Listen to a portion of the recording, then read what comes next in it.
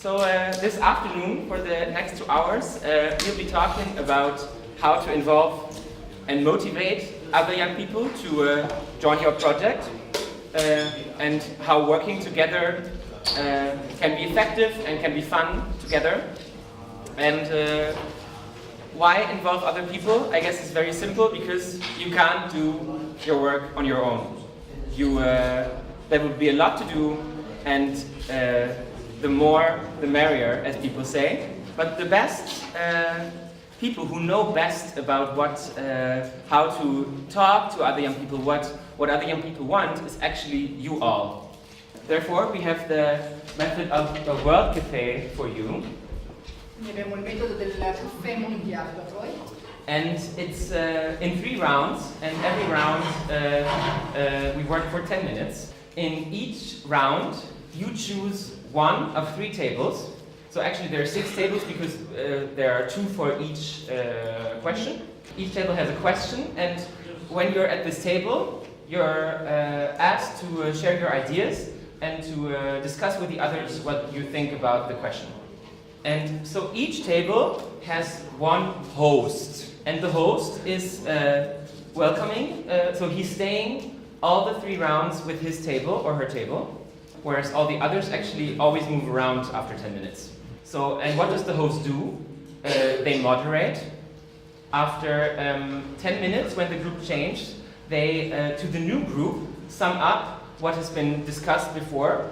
And after the whole 3 rounds, they come back to the plenary and present what on their table has been discussed. And so there are the 3 questions. I will go through them. Number 1 is how to get people interested in your project. Number 2 is how do you best work together in a group. So this is about internal processes. Once you are a group, how do you share work? How do you divide tasks? And number 3 is for the long run. What offers can you make to people to stay on board? Also, not that they leave again after 1 week or 2 weeks. And so I need 6 people who want to be hosts. 2 for question 1, 2 for question 2, and 2 for question 3. Lascia stare che abbiamo fatto video presentazione della... Ma no, è perché noi tipo guardiamo strada e al calcio.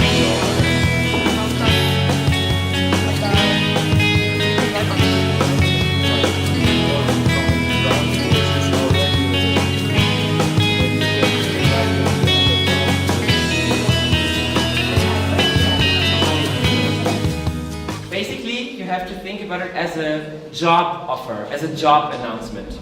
You know, in the newspaper or online, you find people who say, we need a project manager, we need a doctor for this and this and this. You can also do this for volunteering.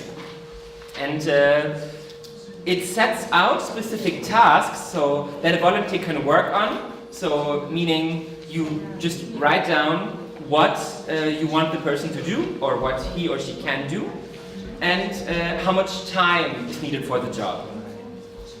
It also explains what your motivations are, why you need someone, what your projects are, and why your project is so cool, and it's cooler than others, and why people should come working with you. And one important thing is also that they should, a job or a volunteering offer should always say what the volunteer gets in return. So when you work somewhere, you get money, but as a volunteer you don't get money.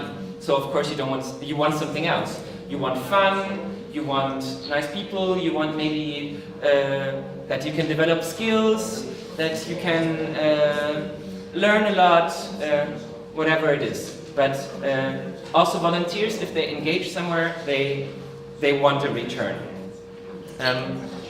If you're looking for someone who's really doing a specific and difficult task, such as like doing a video or something with computers, or a graphic designer, or someone who needs to translate, then you can also specify the requirements for this job. So why would you need engagement offers? I guess it has 4 practical reasons. First of all, it helps you as a group to clarify your need. So it helps you to see where you want to work, what you need, and how much time this takes. This is one. Two is, it shows the volunteer what he or she has to expect from you and from being on the project, and maybe also the skills he or she needs. And then if there is no misunderstanding about this, it can prevent trouble.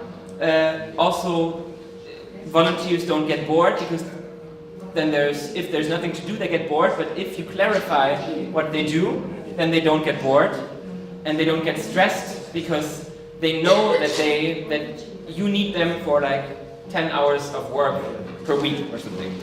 And it helps in easy integration. This is step number 4, because it is already clear what the job is and what the volunteer could do and can start work right away.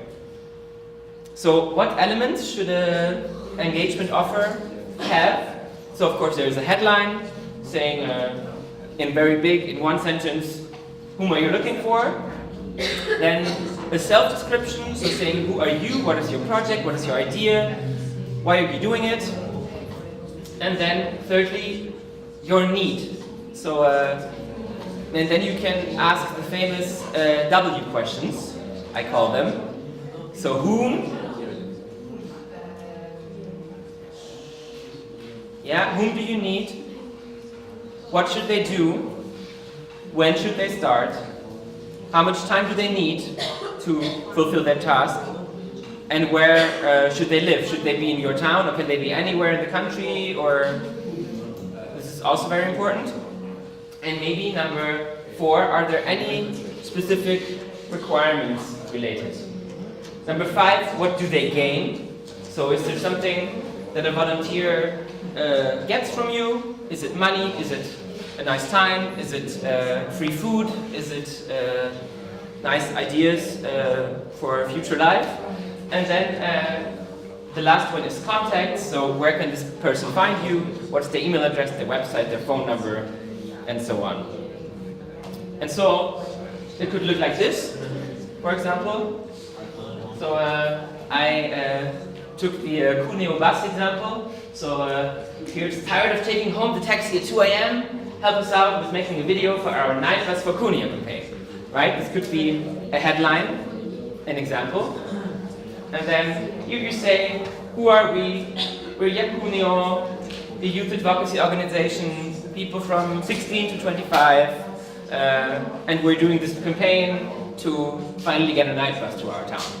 And then you say here, what are we looking for? Someone who is a video genius, who can do videos. We want to produce a campaign video that is maybe about 3 minutes long, and it should be in November, and it should impress the people in Cuneo so that they are on board our campaign.